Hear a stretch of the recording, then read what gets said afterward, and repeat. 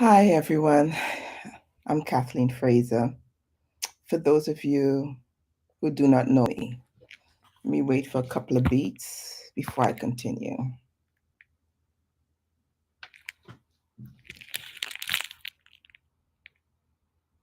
Looks like my eyelashes looks much better today. I am the worst when it comes to eyelashes. I'm serious, guys. I get those strips. Sometimes I don't even notice that they're peeling off because, I sweat a lot. So I have to like blot myself.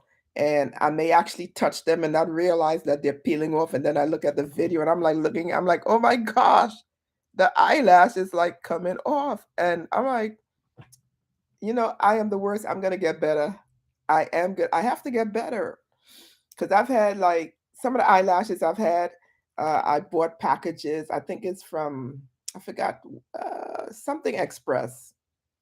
So I have like a lot, and some of them are so hard. And I think those, I don't think they're supposed to be that hard, are they? I've had them for like maybe 3 or 4 years in like big packages because I buy them in bulk sometimes.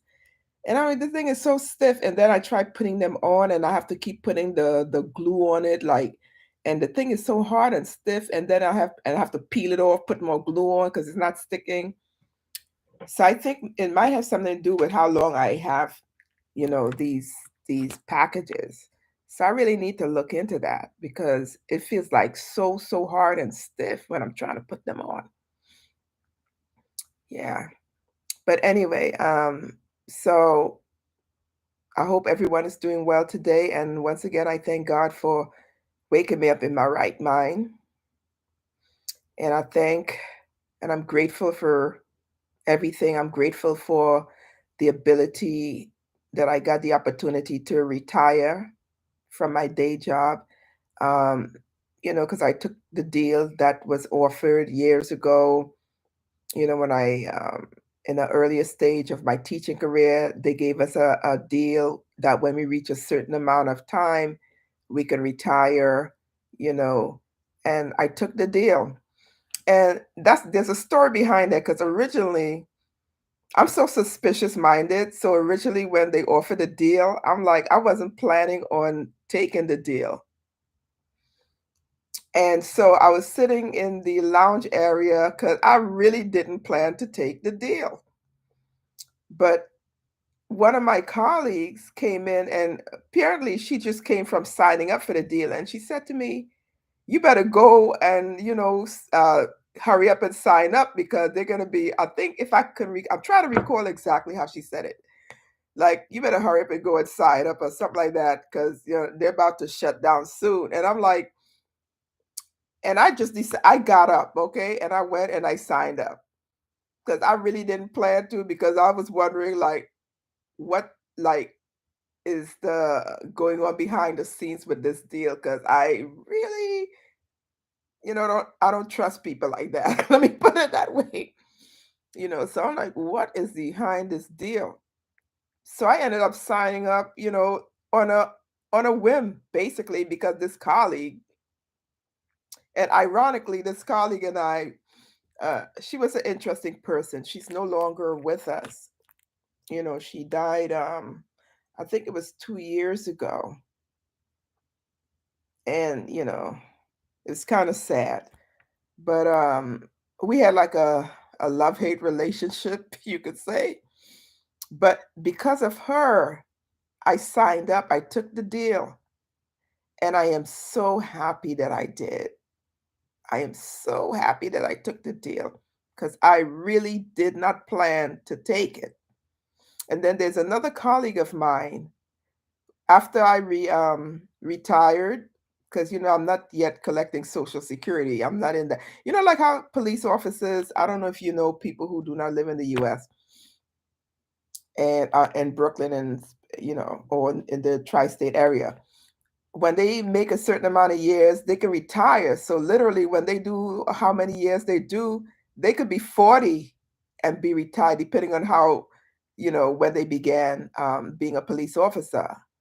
They could be 40 years old and retired with their full pension and the pay and all of that and living their lives. So So yeah, I retired. So because a lot of people when they think retirement, they think senior citizen. You know what I mean? That's not always the case, guys. Retirement doesn't mean senior citizen. There are people who some people retire at 35, but that's another story. You know what I'm saying? But anyway, I think I'm losing my train of thought today. Yeah, I was talking about eyelashes. I think I moved on from the eyelashes thing.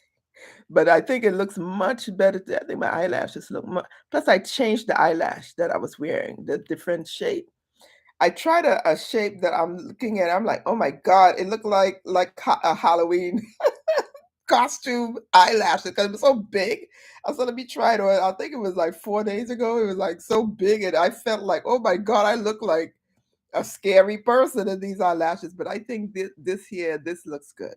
I think so. But anyway, I want to talk to you about tone today for a few minutes. Tone is a literary device. And when you go to my website, jkfstyles.com, you'll notice that on a lot of my merch, I have statements on there. Those statements are literary devices. Literary devices has they have like they come in different formats. I've shared some of the terms with you already: similes, metaphors, personification, allusion, alliteration. Let me see if I forgot something. Yesterday I did mood. Yeah.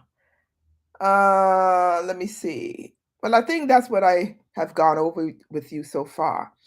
So today I'm going to talk about tone. And here's the thing about tone. Tone is related to mood, but in a different way. Mood has to do with feelings, right?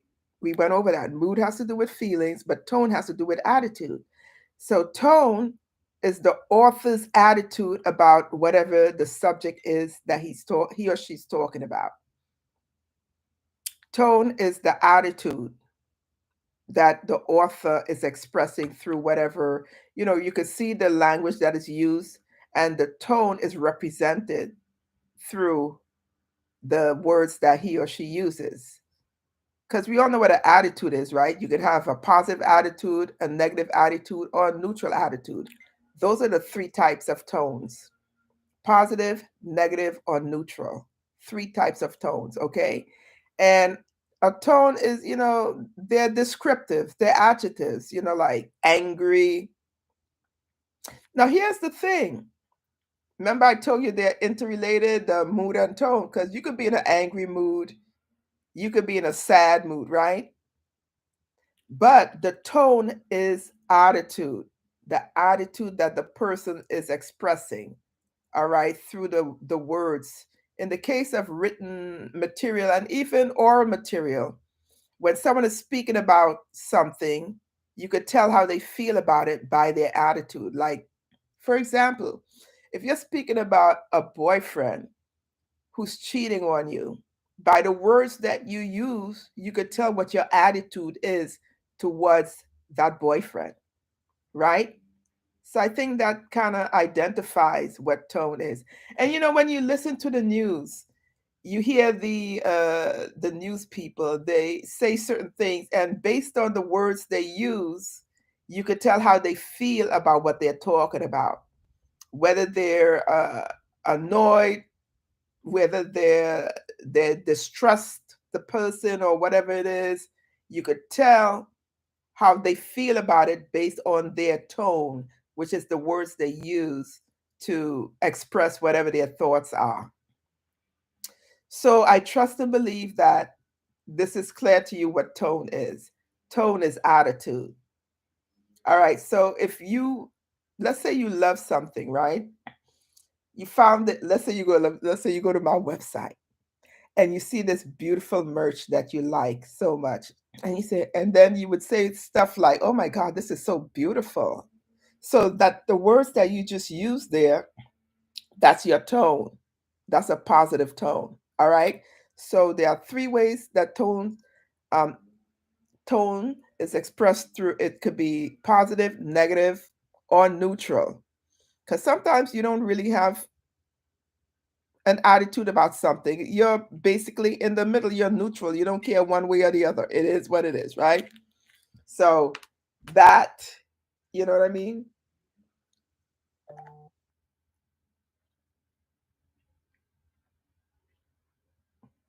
I hate leaving lipstick on my stuff.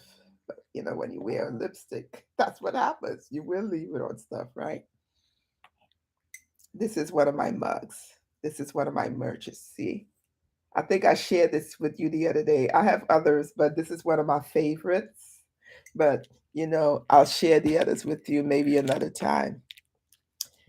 Anyway, I do believe I had spoken to you before about this man I met um, from Africa, and he claims he lives in a shelter.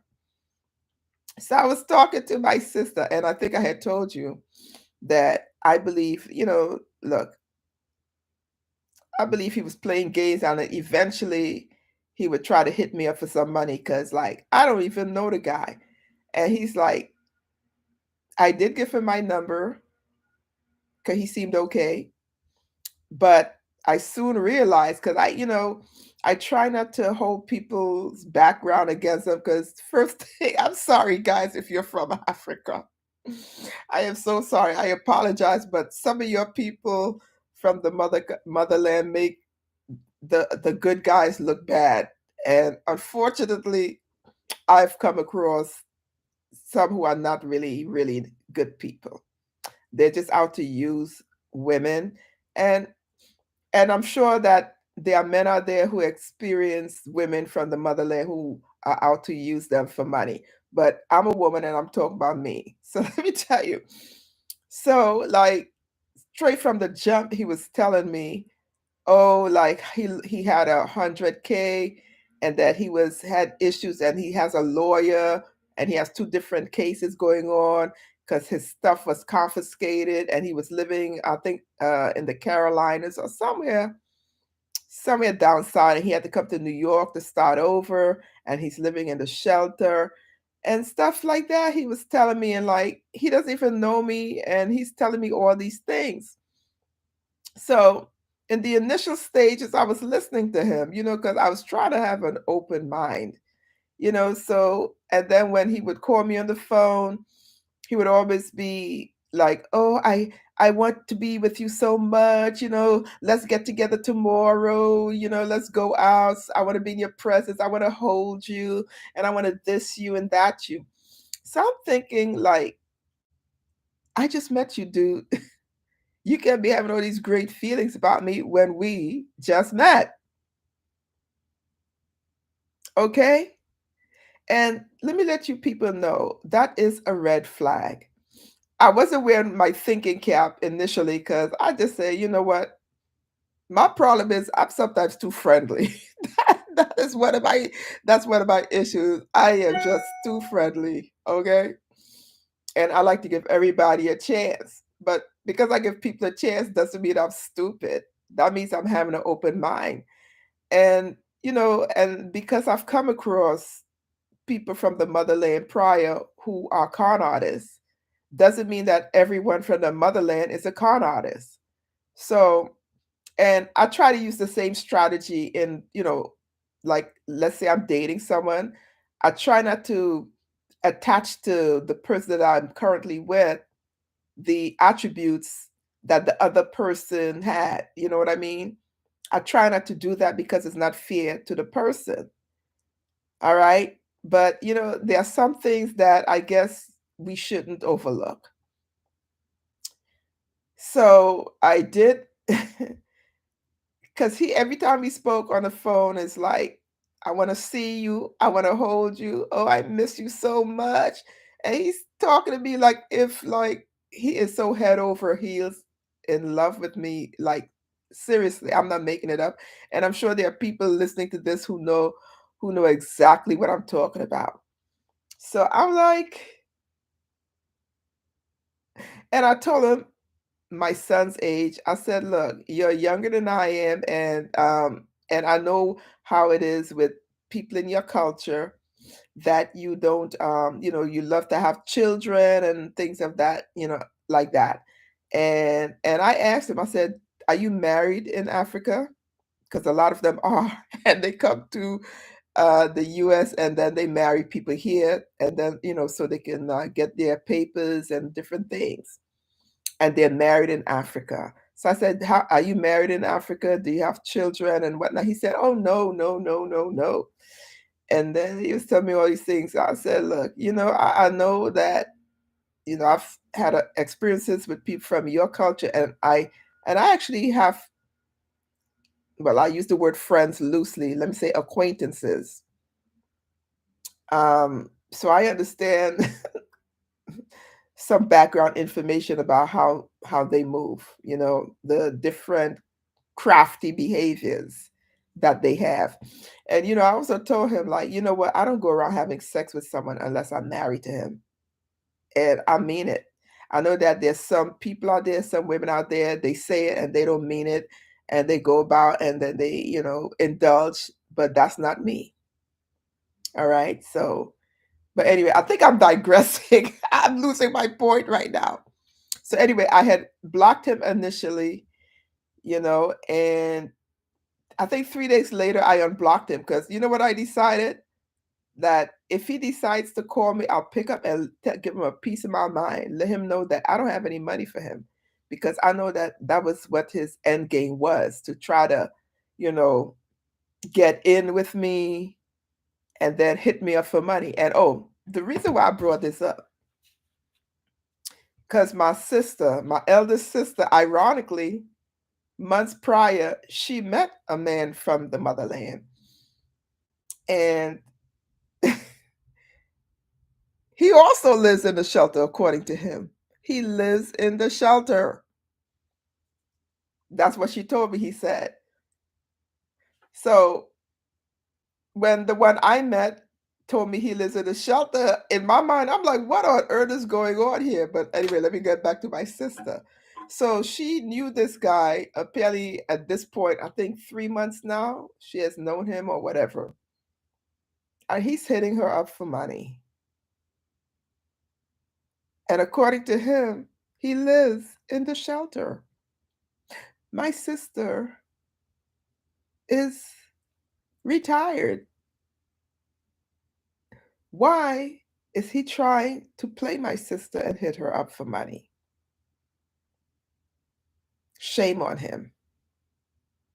So I'm wondering, I thought to myself, is this a new like training they have, that when they come across women, they're telling them that they're in the shelter to gain sympathy and then possibly move in with them or whatever the situation is, and then try to cultivate a relationship with them so that they could get money? Is that what this is about? And I had actually spoken to the guy because she allowed me to speak to him. I think it was 2 weeks ago. And I said to him that I know that he's on games. I told him that he's on games, he's playing games. And I told him, don't play games with my sister. And then he said, "Oh, no, no, no, no, no, no, no. I'm this wonderful guy." And, and he works as a security officer. Ah, and that's the other thing. The guy I met also works as a security officer. So is that a new strategy that they're using? That they are security officers and that they live in a shelter? Because these two men, they're from the same Nigeria. So I'm wondering, because I remember years ago, I read an article, I think I read an article, or I may have heard it on a TV program, Dr. Phil, I'm not sure. But I read or heard somewhere that literally they're trained in how to con people. They have some sort of underground training on how to con people. And so somebody I know told me to be very, very careful because some woman he knows, she gave a guy money from her bank account, knowing fully well that she was doing it, even though she didn't plan on doing it. But somehow, I don't know what manipulation he used, because it's like she was doing it outside of her will, but she knew she was doing it. So I'm like, what kind of witchcraft is this? Because guys, witchcraft is real, right? That's the real thing. And there are people out there who do witchcraft. And if you're not like living a holy life, that means you have a broken hedge in your life, and that the evil that people try to like run on you will happen to you. All right. So, and of course, there are, because I don't know much about drugs and whatnot, but I do believe that there are psychedelic drugs or whatever the drugs are that, people can give you, and then it could cause you to behave outside of who you are. So I'm just sharing that with you. But I find it very coincidental that I met a guy who works in a building in on Fulton Street, not downtown Brooklyn, but I think it's Bed-Stuy. And he claims to live in a shelter, and he's a security guard. The same thing that the person my sister met 3 or 4 months ago told her.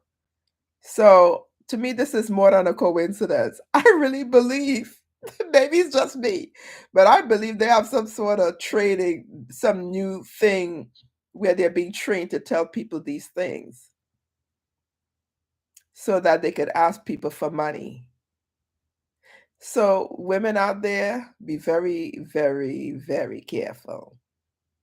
And some women, are desperate if they're alone, and so they feel that somebody is better than nobody. But I'm here to tell you, nobody is better than being played, right? It is better to be with nobody than to be played and used and abused for your money that you're trying to live on. Right, guys? It's better to be alone than to experience sorrow. So,